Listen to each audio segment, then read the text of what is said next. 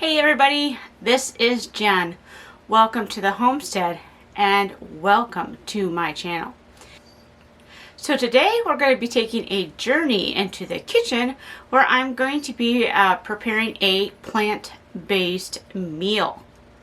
And I'm going to split this meal into two parts because what I'm working on for this particular video here is a component that can be used in different type of meal applications, and I want to try to film all those options as different videos themselves instead of making a long video. So follow me along right here on Garden Jen's Journey.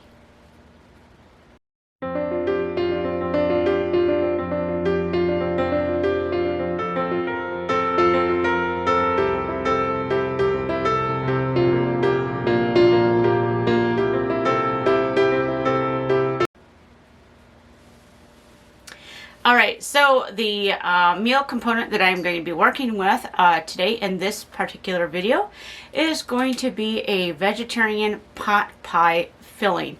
It's basically going to be a vegetable pot pie filling, and I'm going to show you just how I make it, how easy it is, and then I will show you different ways to use it in following videos. So let's head on out to the kitchen and I'll show you how quick and easy this is. Alright, so I'm going to show you the basic components of making a vegetable pot pie type of filling that you can use for different components. You can eat it simply as is if you want for just a warm, quick meal. You don't have to put it in a pie or things like that. It's wonderful just on its own. But I'm going to show you how I use this, like I said, in some other videos following. But it is very hearty and nutritious and very simple, which is the three things I kind of look for when making plant-based meals. To try to replace some of those meat-based meals that people are used to. My husband is an omnivore, and so he enjoys his meat and dairy products. And so to try to help him with his journey as far as being able to eat plant-based, because he wants to support my choice in eating, I've really had to find recipes that replicate a good, hearty, meat-based meal without the meat. And doing this pot pie is one of the ways that I've been able to replicate that, because this has enough flavor on its own that it does not need the meat to be a part of the meal. So I'm going to share that with you today. Just a note ahead of time. I live out in the boonies, and our water out here is quite hard water. So my dishes are clean and such, but they may not look it because we have very hard water, and it leaves a film on my dishes. And you know, you can only do a vinegar rinse so often before it's just like, you know. So anyways, so the basis of the sauce, which is going to make the binder that holds everything together and give the most flavor, is basically 3 ingredients. 4 if you count the water. We're going to have cashews. I buy these online. They are a bit cheaper than buying them in the store, unless you have an area that you can get bulk nuts, and then you might be able to find them cheaper yet. Because right now cashews are quite expensive. At my local store, last time I looked, they are around $10 a pound. So they are a pricey nut to get. But when you use them for the kind of cooking that I do, a little bit goes a long ways. So yeah, it might be $10 a pound, or like this is basically $8 a pound buying it this way. I make it stretch, and that's what's important, is to be able to make food stretch and make your dollar stretch. So we got cashews. If you want, you can use sunflower seeds to make this to even go cheaper. I personally have not really liked the flavor of the sunflower seeds as a substitute, because the sunflower seeds are very, very potent in flavor, where these are very mild, and so you really don't taste the nut per se, but you taste whatever you're using it to make, if that makes sense. All right, so we have the cashews. And then to help it out, because cashews are actually a natural thickening agent, I give it a little boost. I use, this looks like cornstarch, but it's actually called clear gel. And this is the kind that you cook with. They have an instant variety, and then they have the kind that you cook with. And to have the one that you're cooking with is more important for this recipe. I don't remember the exact difference between this and regular cornstarch. It does have a better nutritional value. This is one of the things that if you're canning your own pie fillings, you need to use clear gel and not just cornstarch. If I remember right, this is more stable. So when it comes to long-term preservations, you need to use clear gel for that. Again, this is the kind that you cook with and not the instant kind. So very important there. And then my broth base, my seasoning base that I use. I have used this product for years, and I absolutely love it. This is called Better Than Bouillon, and it's a bouillon paste base. And they come in a variety of flavors. There is the non-vegetarian kind, which has your beef and your chicken flavors. And then there is the vegetarian kind. And when they first started out, they just had plain vegetable base, your basic vegetable stock. But they've recently branched out, and they have a few other different vegetarian-friendly flavors. Ones like garlic and onion, and I can't remember what the other ones are, but they are branching out with different flavors of bouillon base. So I will leave a link in the description box below where you can find these if your local stores don't carry it. You can, of course, use your own vegetable broth if you've made vegetable broth. That works well as well. But this to me has a lot of flavor. And I don't really need to add any other seasonings to this mix. As you'll see, I don't have any other spices here. This, to me, does it perfectly. All right. And then, of course, water. So we're going to add for our vegetables. We're going to keep it really simple. Today I'm trying to clean out my freezer a little bit because I've got stuff that's been in there a while. So I have a partial package of mixed vegetables, and since it's only a partial package and I want to make kind of a bigger batch, I went ahead and grabbed some other packages of that peas and beans and corn.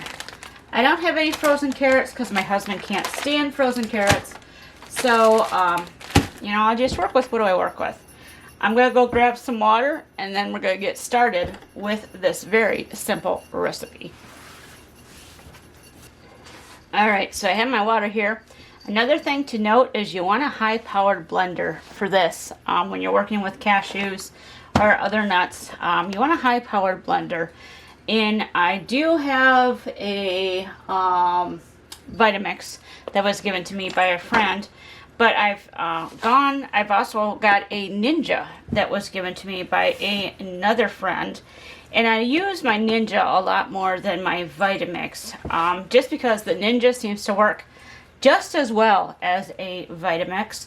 But it's a little bit lighter. I have fibromyalgia and some other health problems. And I don't have a lot of counter space, which means my appliances generally are either stored up or below the counter space.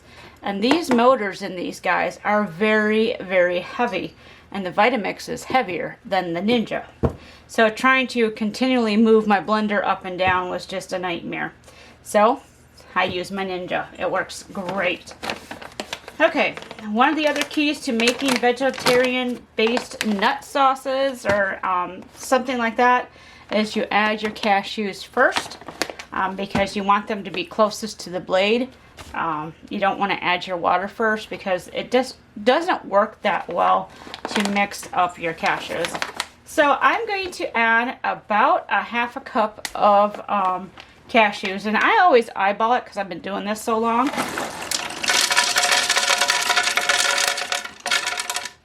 Alright, so there's about a half a cup of cashews. And you know, if you have a little bit more or a little bit less, not a big deal. This recipe is very forgiving. To that, I am going to add about a half a cup to 3/4 of a cup of water. At first, you just want to add a little bit of water because you want to really get these cashews blended up really fine, really creamy before you start adding your water. If you add the water all at once, the cashews will not get blended correctly. Alright, so there we go. And then we're just going to simply blend our ingredients here until these are nice and smooth and creamy.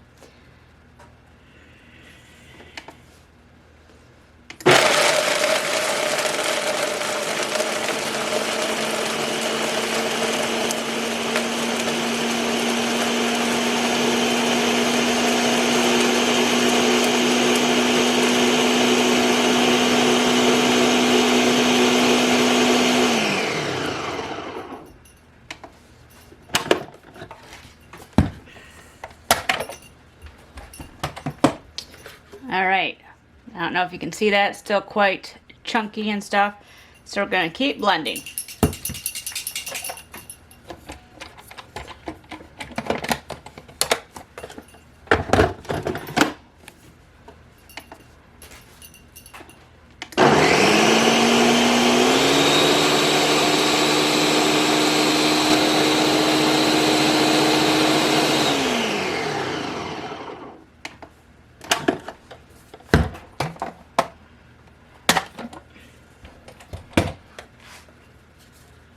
Alright, so there we go. It's quite creamy. It's still a little gritty, but that's okay. It is blend enough for this point. So we're going to move on and we're going to add our other ingredients. We're going to add 1/4 cup of the clear gel.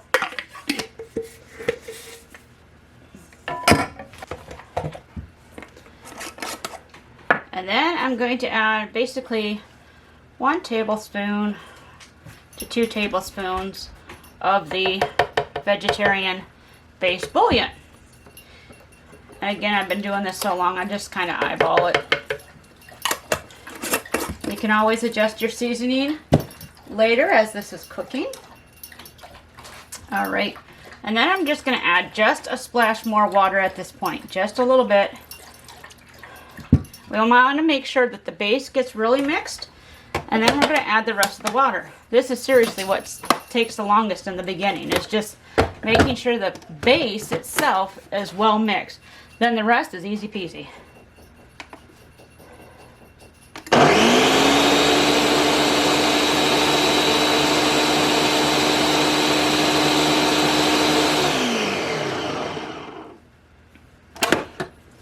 Alright, that's pretty good. So we're going to add the rest of our water in here. This is 4 cups of water again.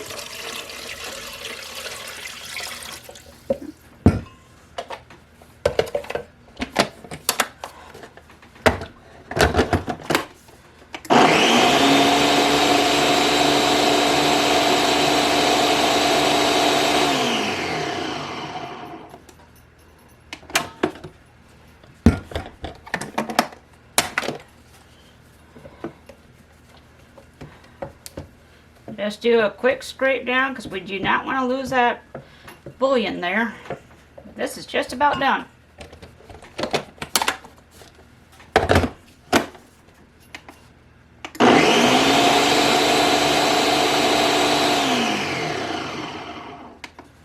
All right.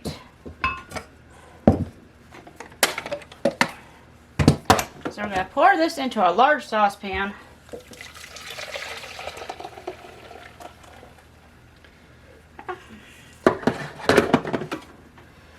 Then we're going to set this on the stove and bring it to a simmer. You want to do this over medium to medium high heat at the highest. You don't want to go high because the cashews and cornstarch will actually burn at the bottom. And you want to stir this regularly, consistently, until you start to see it thicken. And then you're going to want to continuously stir this with a whisk. So I'll take this to the stove and I'll show you what I'm talking about. Alright, so I have this on medium-high heat right now. And we're just going to let this slowly warm up. We don't want the bottom to burn. So slow and steady wins the race here. And while this is warming up, I'm going to go ahead and rinse out my blender. You don't want to leave those sit too long with the gunk in them. Otherwise, they're so hard to clean. So I'll bring you back when this starts bubbling. Alright, so this is starting to thicken up. It's taking about 5 minutes or so. So I'm just using a whisk.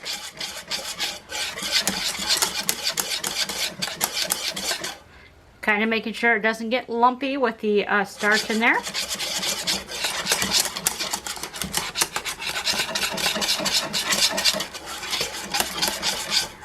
And you're going to continue to cook this until it's like a thick gravy, which should take maybe another 2 to 3 minutes, depending on your heat and stuff. This doesn't take very long at all once it gets going. So this is where you want to be consistently looking and stirring this, and also have water on hand in case it starts getting a little too thick. You can thin it out. Like I said, this recipe is very, very forgiving.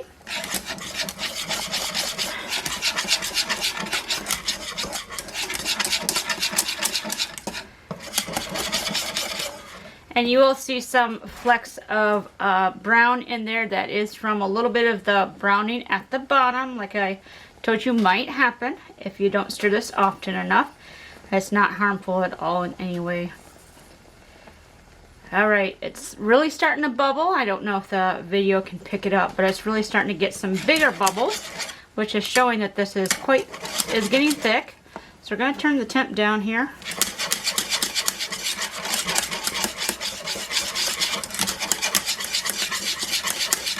Alright. Can you see how thick that is? That's right where you want it for now. So we're going to completely turn off the heat because it's where we want it. Again, if it starts getting a little too thick, you can add some water to thin it down a bit. But we're going to leave this right here, let it sit, let it do its thing, and we'll come back to it in just a minute. Alright, so the next thing that I'm doing while that sits, because this does not take very long at all, like I said, once it gets going, is we're going to take our vegetables and we're going to get them mixed and pop them in the microwave for a few minutes. Now, if you didn't want to use a microwave, you can certainly put this in the pan over the stove with just a little bit of water to steam this. You know, you don't want to soak your vegetables and overcook them. But I can see I definitely needed to use these veggies up. Got a lot of freezer burn going on here, which is what it is. Which is why it's so important to rotate your vegetables that you have in your freezer. For instance, look at these guys here. I don't think I'm going to use those. They're actually very, very poor quality right now. They're quite freezer burned, which is why I generally put them in the vacuum pack bags, because I end up with a lot of freezer burn. Let's see, this corn might be the same way actually. It's not feeling very good. These were in the very bottom of my freezer. Yeah, you can see how much freezer burns in that corn. Let's see. Yep, I am not going to use that at all. We're going to put both those in the compost bin. So we're just going to deal with what I have here. I'm going to scrounge around and see if there's actually some more vegetables I can pop in here to top this off. And I'll bring you right back. Alright, so I added a few lima beans to this. The same was going on with that. My husband loves lima beans. So I salvaged what I could. There's a bad one there. I'm going to take that out. Alright, and then we're going to pop these in the microwave and get them thawed out. Not necessarily cooked, because that's the next step. But we're going to get them thawed out. So I'll bring you back here when that's done. Now I'm simply going to add the bowl of veggies to our gravy mixture.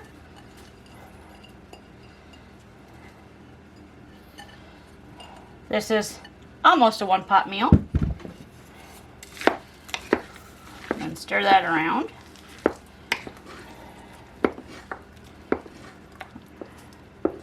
Okay.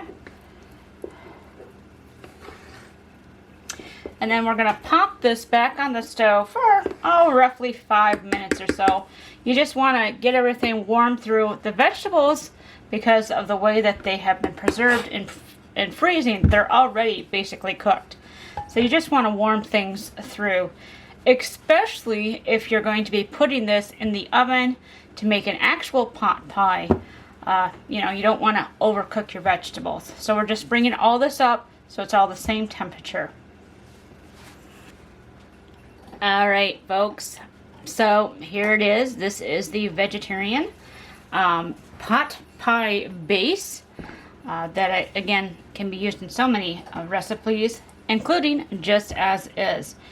If you wanted to, you could serve this like it is, basically as a cream of vegetable soup, where this is kind of thick, so this would be more of a chowder. You could thin it down a little bit if you wanted it as a more soupy to serve with crackers and things like that. But I will show you in the next video how I use this to make vegetable pot pies, including portable vegetable pot pies. Alright, we're just going to pour some out here into our container. Alright. So again, I wanted you to see how up close, how hearty this is with the vegetables in it. And again, it's completely vegan friendly. So there you have it, a vegetarian and vegan friendly pot pie base recipe.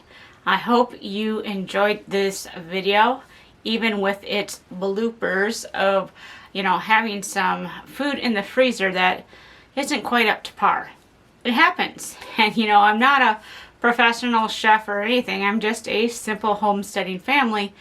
And these things happen. So I want to make sure that I share that this stuff happens to real people, that sometimes the food that you put away when you get it back out is not quite the food it should be.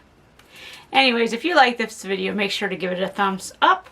And if you haven't already, make sure you click the subscribe button down below.